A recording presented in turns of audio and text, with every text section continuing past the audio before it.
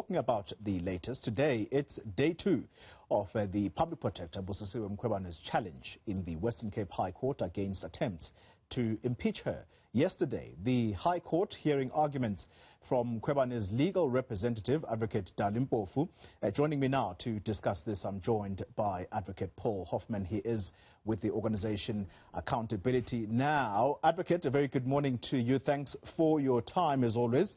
Dali Mpofu saying yesterday that these impeachment rules that were drawn up by Parliament had simply gone way too broad, including aspects such as, for example, he argues, adding terminology such as gross negligence. And he says this is exactly what the Public Protector is fighting against, to say this has gone way over the top in as far as what the Constitution allows. Your take on this?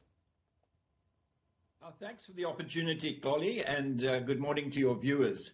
The Public Protector has taken 30 points. Some of them overlap, but she's taken 30 points in this application, and the one that you have interrogated is one with absolutely no substance to it at all. The Constitution says that you can only remove the Public Protector and the Auditor General and the commissioners in the various Chapter 9 institutions if Parliament finds that there has been misconduct, or that there is incompetence, or that there is incapacity. Yeah. And the two grounds that are being advanced in relation to the Public Protector relate to her misconduct and to her incompetence.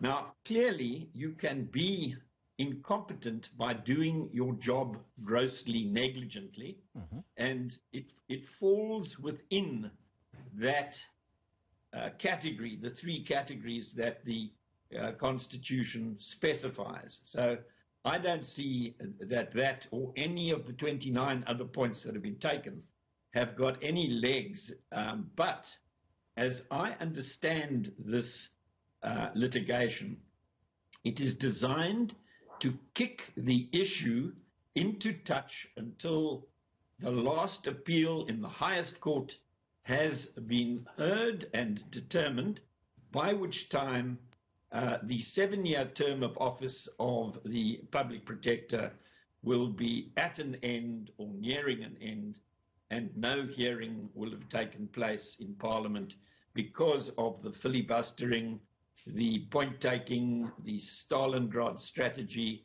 and the victim card, the race card.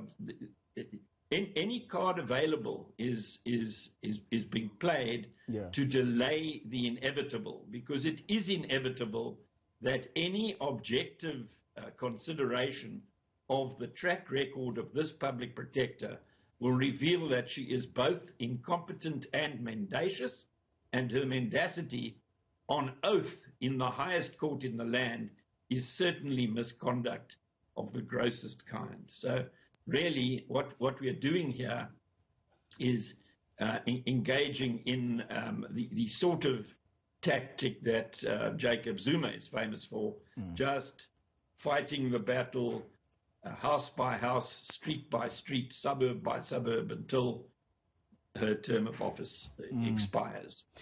Well, Advocate, let me put this to you. One of the points, I know that you're very dismissive of all these points that she has put before the court so far. One of them, though, does talk about the participation, or in her case, what she says is the lack of participation, or full participation, that is, of her legal representatives in the impeachment process. And what she does through Advocate Dali Mpofu is that she points out that judges and presidents, if they are facing impeachment, their lawyers get to participate fully in those impeachment proceedings, and therefore her being prejudiced in this regard does violate her rights. Does she have a point? I don't believe that that is the case, because the right to legal representation arises out of Section 35 of the Bill of Rights, which relates to people who've been arrested or accused of a crime. She hasn't been accused of a crime. She's been accused of misconduct and incompetence. And that sort of inquiry does not necessarily require the services of legal counsel. And certainly in this case, you've got to remember that she is, in fact, an advocate. That she's not just a public servant who's been thrown to the wolves in the parliamentary committee hearing. She's an advocate who ought to be sufficiently competent to look after herself, and she's an advocate who is not being charged with any crime of any kind, and therefore cannot rely on Section 35 of the Constitution to justify having counsel in her corner when she is disciplined by the parliamentary committee. All right, Advocate Hoffman, thank you very much for that clarity.